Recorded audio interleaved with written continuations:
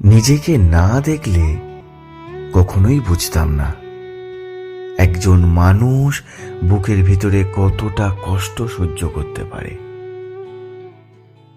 দিনের শেষে সবাই ভাবে সব ঠিকঠাক আছে, কেউ কল্পনাও করে না চাপের ভার কতটা গভীরে আছে। চেয়েছিলাম বহুবার ভেঙে পড়তে, কিন্তু পরিবেশ কখনো সেই সুযোগ দেয়নি। হাসি মুখে কাটাতে হয়েছে প্রত্যেকটা মুহূর্ত, নিজেকে লুকোতে হয়েছে নিজের কষ্ট থেকে।